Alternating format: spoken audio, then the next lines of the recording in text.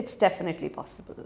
So there are a lot of organizations that have come up with different ways that managers can accommodate employees.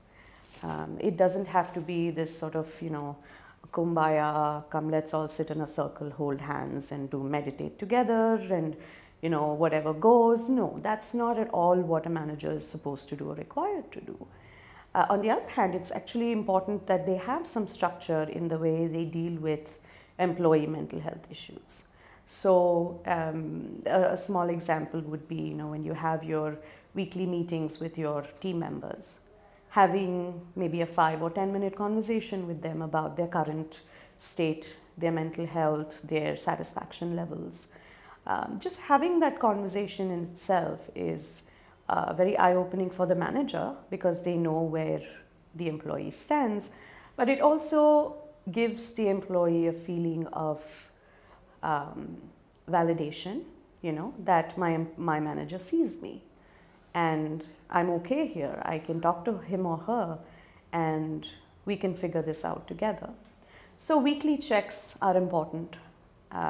Providing accommodations in a very structured format is important. Everybody has different mental health issues. Somebody may be suffering from chronic stress, someone may be having a diagnosis for ADHD, right? So with a person with ADHD, some things that the manager can do is provide written instructions instead of, just giving verbally 5 different instructions to do something where it gets lost. So provide written documentation. Okay, this is what needs to be done, step 1, 2, 3, 4, 5. And that's just a small example. There are different ways to do this.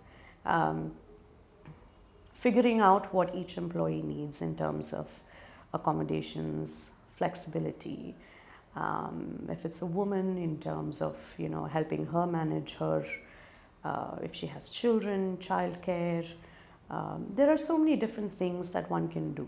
And it doesn't take very much time if it is done systematically and regularly over a long period of time, right? So this is not something that needs to be fixed or taken care of. This is something that is part of your employee development process that happens consistently, week after week, month after month. And then, asking your employees to set their own performance goals. That's a very effective performance management tactic, right? So if you talk to your employees and say, okay, why don't you tell me what you can do? And let's hold you accountable for that. So there is no question of just being permissive and saying, okay, this person can't do it. Yeah, that's fine. Somebody else will do it. It really is figuring out a system where you can accommodate the needs of each person and not make one person feel like the other one has more accommodations. Why am I not being given this treatment? I want flex time too. So if that's the case, have this conversation with your manager, right?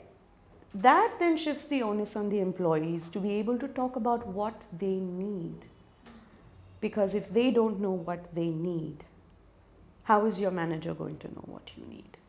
So there's always that partnership between the two, that communication, that dialogue, that sort of collaborative effort to say, let's grow together, let's develop my career together.